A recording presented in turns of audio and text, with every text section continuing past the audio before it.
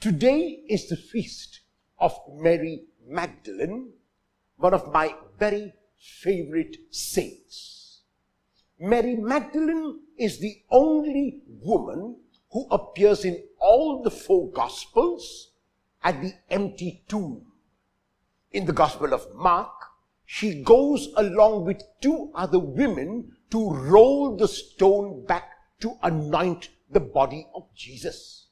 In the Gospel of Matthew, she goes with another woman. In the Gospel of Luke, she goes with a few other women. But in the Gospel of John, she is the only woman mentioned who goes to the tomb early in the morning on the first day of the week, which is Sunday. Mary sees that the stone has been rolled back, makes up her mind about what may have happened, and runs to tell Peter and the beloved disciple that they have taken the Lord out of the tomb. She is presuming, she is assuming without even having the facts. Peter and the beloved disciple come running to the tomb.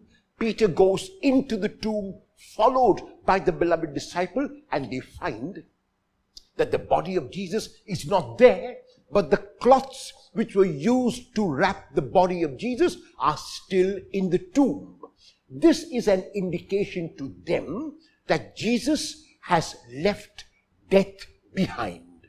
By leaving the cloths behind, they presume that Jesus has left death behind, and they presume that he has risen from the dead. Yet, they are not aware of what the resurrection means. And so, they go back home. Mary, however, is faithful. Mary, however, is persevering. Mary, however, is persistent and stays outside the tomb. However, Mary stands outside the tomb weeping. John is the only one who tells us about the tears of Mary and about the fact that she wept. And even as she wept, she stoops to look into the tomb, and when she looks in, she finds 2 angels dressed in white, sitting where the feet and the head of Jesus lay. The angels have no authority in the Gospel of John to make any pronouncement about the resurrection or the ascension. The angels in the Gospel of John only ask Mary a question.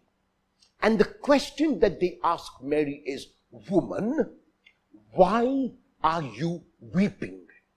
On the surface level, the question might seem like a question, but at a deeper level, it is a rhetorical question, which means the angels are saying to Mary, there is no cause to weep. There is no reason to weep. Mary, you ought not to weep. However, the tears of Mary prevent not only her seeing, the tears of Mary prevent her hearing, and the tears of Mary prevent her experiencing. Even as the angels finish their question, Mary responds to them. And her response is that they have taken the Lord out of the tomb. Mary doesn't specify who they is, but she simply imagines that the body of Jesus has been stolen.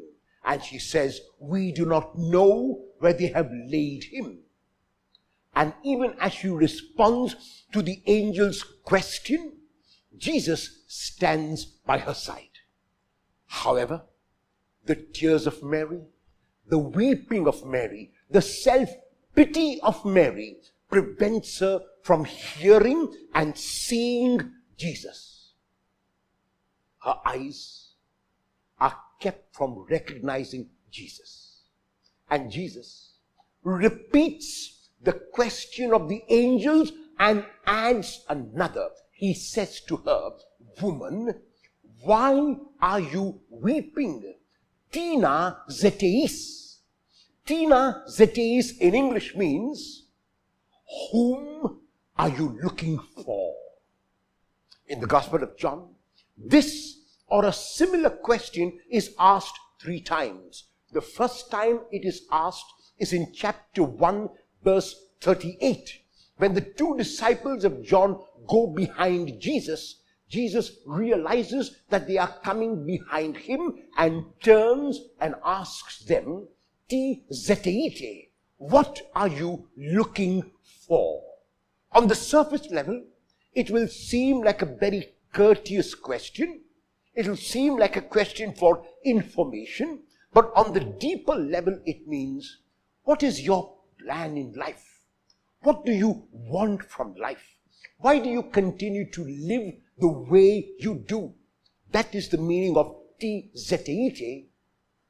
What do you seek?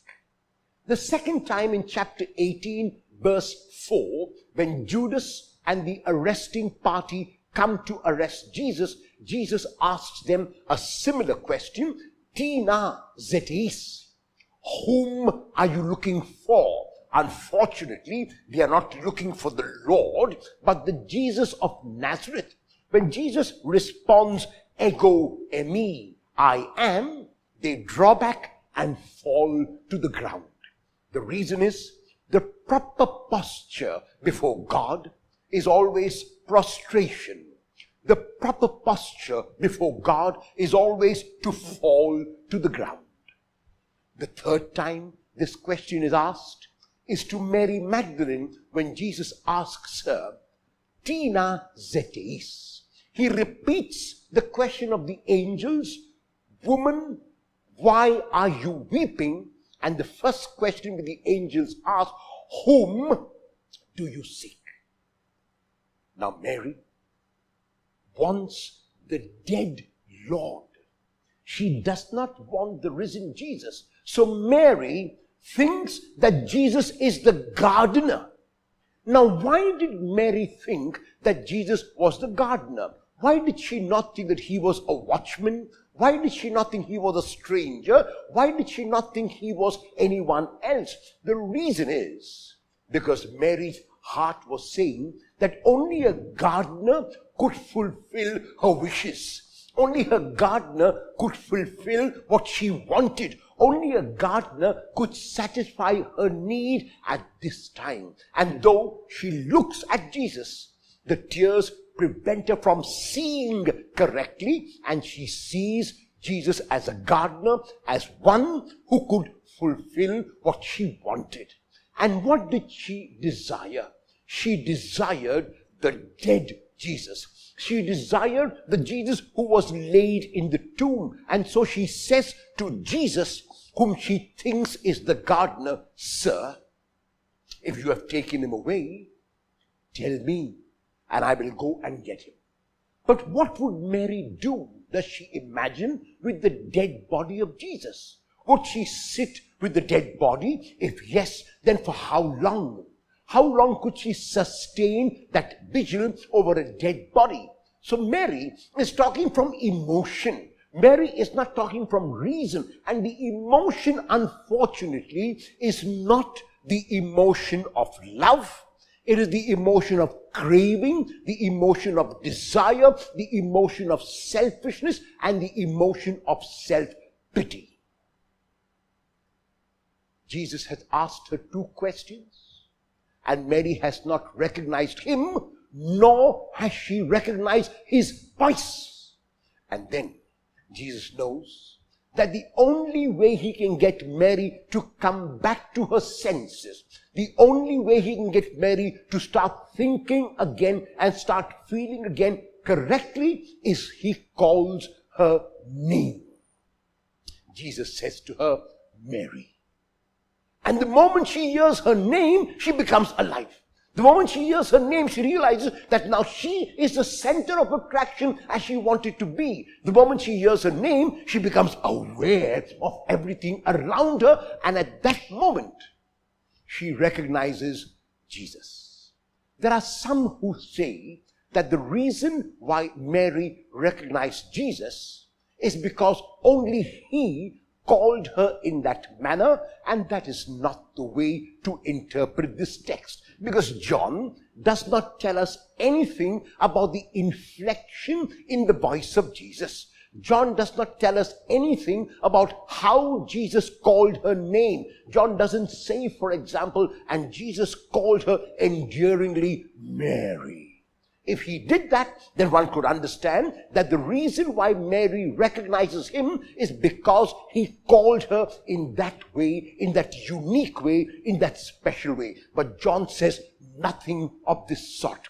John very clearly wants us to know that it was on hearing her name that she becomes alive. It was when she heard her name that she became aware. It was on hearing her name that she was able to come out of her stupor, of her emotion, of her self-pity, and of her selfishness. And even then, Mary has not come out fully, because she runs to the Lord and holds him and will not let him go. Even though the text does not say it, Mary seems to be telling the Lord, I have got you now, you are mine and mine alone, and I'm not going to let you go. I cannot share you with anyone, you are my possession. And the Lord has to gently chide Mary. The Lord has to tell her to let him go. And the word that Jesus uses is hapto, which means, Mary, do not hold on to me. Jesus doesn't tell Mary not to touch him. He says, Mary, do not hold on to me. You have to let me go. You have to get used to my presence in a new way. When I was with you historically, I was present as a human person. But now you have to let me go, and you have to get used to seeing me in your heart. You have to get used to seeing me in your mind. You have to get used to knowing that no matter where you go, no matter what you do, I will accompany you and I will be with you, because I am the risen Lord. And the Lord, because he is the Lord, and the Lord, because he knows that Mary genuinely and truly loves him, makes Mary an apostle of the ascension.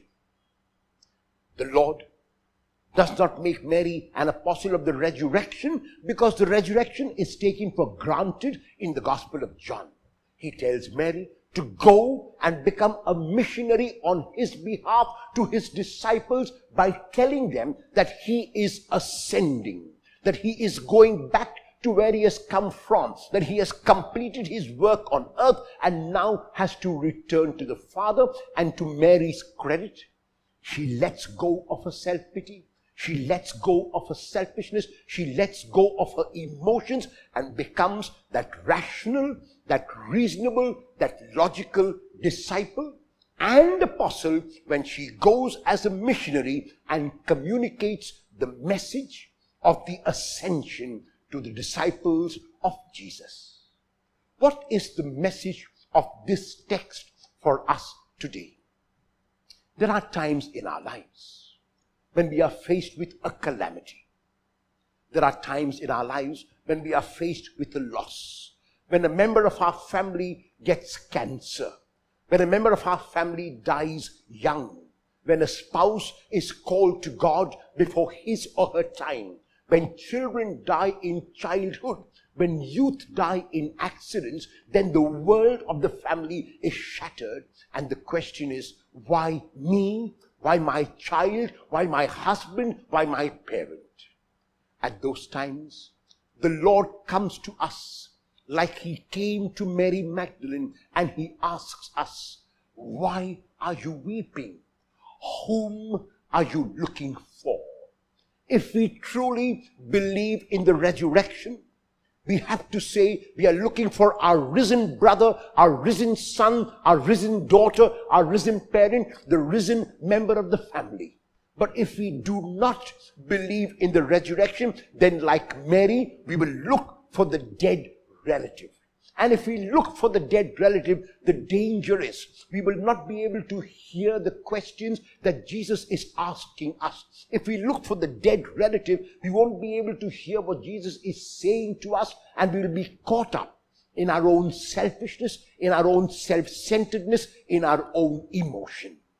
If we really look for the risen relative, if we look for hope, if we look for the positive, then it is possible that we will know that the question Jesus asks us is actually a rhetorical question, where he is telling us not to be afraid, telling us not to weep. He is telling us not to give in to depression, not to give in to the negatives, but to continue to have hope. The story ends beautifully with Mary becoming an apostle of the ascension of Jesus. Let us pray on this feast of this beautiful missionary Saint Mary Magdalene, that each one of us will let go, like she did, of our self-pity, of our selfishness, of our tears, which prevent us from seeing and hearing and experiencing, and know that our Lord is alive, and that our God is a God of hope, our God is a God of peace, our God is a God of life.